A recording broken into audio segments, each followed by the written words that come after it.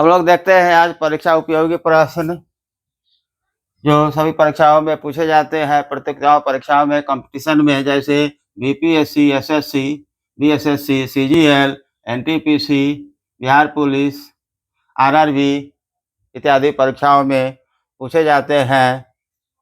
इसमें पहला प्रश्न हम लोग देखते हैं कि प्रकाश संश्लेषण होता है। पौधे के किस भाग में प्रकाश संश्लेषण होता है? क्लोरोप्लास्ट में। किसमें होता है? क्लोरोप्लास्ट में। प्रकाश संश्लेषण क्रिया दिन में होती है, जो सूर्य के प्रकाश में। प्रकाश संश्लेषण का अंतिम उत्पाद क्या है? कार्बोहाइड्रेट।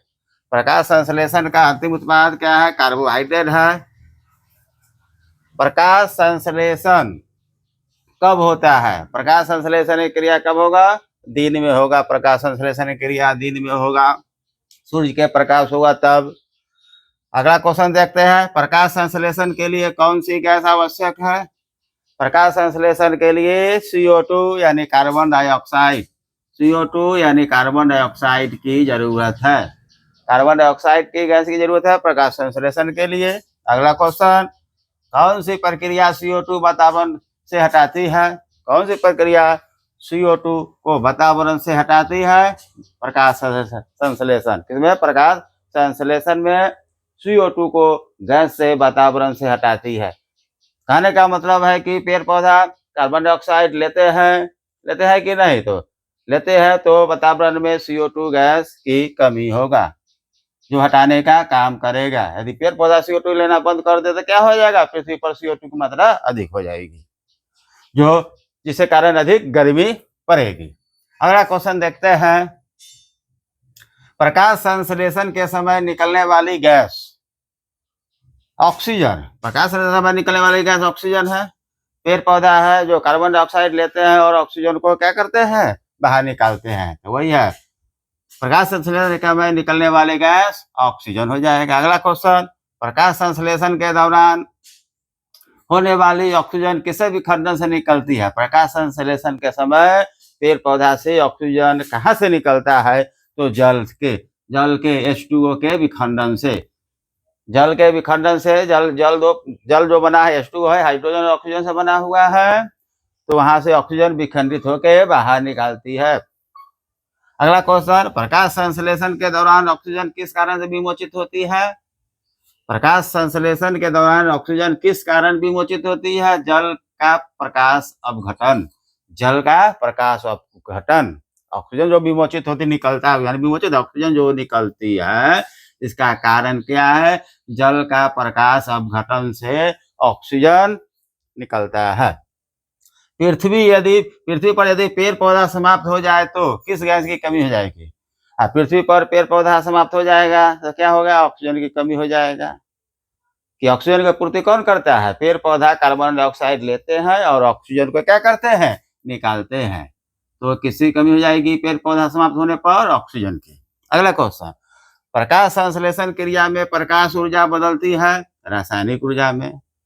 प्रकाश संश्लेषण क्रिया में प्रकाश ऊर्जा को किस ऊर्जा में बदला जाता है? प्रकाश ऊर्जा। प्रकाश सूर्य के प्रकाश से पेड़ पौधा क्या करता है? रासायनिक ऊर्जा में परिवर्तन करता है। पेड़ पौधा प्रकाश ऊर्जा को रासायनिक ऊर्जा में परिवर्तन करता है। अगला क्वेश्चन, खाद्य का भंडारण तैयार करने के लिए पेड़ पौधा अपनी खाद्य का भंडारण करने के लिए मुख्यतः कार्बन डाइऑक्साइड और जल से प्राप्त करते हैं। मुख्यतः कार्बन डाइऑक्साइड और जल से पेड़ पौधा अपनी खाद्य भंडारण के लिए कार्बन डाइऑक्साइड और जल से प्राप्त करते हैं। अब फोटोसिंथेसिस मतलब है प्रकाश संश्लेषण हिंदी में। प्रकाश संश्लेषण अंग्रेजी में फोटोसिंथेसिस कहते हैं। कि किस स्तर पर ग्लूकोज का निर्माण होता है? कह रहा है कि फोटोसिंथेसिस के किस स्तर पर ग्लूकोज का निर्माण होता है? कैल्विन साइकिल के से ग्लूकोज का निर्माण होता है। ये भी परीक्षा में पूछा गया प्रश्न है। आगे देखते हैं, पौधे की पत्तियों से पानी के वाष्पीकरण को क्या कहते हैं? पौधे की पत्तियों से पानी के वाष्पीकरण को क्या कहते हैं? ट्रांसपीरेशन। क्या कहते हैं, ट्रांसपीरेशन के द्वारा वाष्पीकरण की क्रिया होती है पौधों में। किस क्रिया के द्वारा वाष्पीकरण की क्रिया, ट्रांसपीरेशन। अगला क्वेश्चन देखते हैं, पौधे का शिथिल होने की डैश की वजह से होता है। बहुत सारे पौधे को हम देखते हैं कि मुरझा जाता है, यह मुख्यतः किसके कारण होता है, तो वाष्पोत्सर्जन की क्रिया में देखेंगे गर्मी के समय में कि पेड़ पौधा का पत्ती क्या हो जाता है, झुक जाता है। पेड़ पौधा का पत्ती क्या होता है, झुक जाता है। इसके वजह क्या है, वाष्पोत्सर्जन, अधिक पानी का पेड़ पौधा से बाहर निकलना और पेड़ पौधा शिथिल हो जाएगा और पेड़ पौधा क्या हो जाएगा, झुक जाएगा। अगला क्वेश्चन देखते हैं, वाष्पोत्सर्जन के लिए पौधे के कौन से संरचना जिम्मेवार है। अब पौधे के कौन से संरचना जिम्मेवार है, तो रंध्र।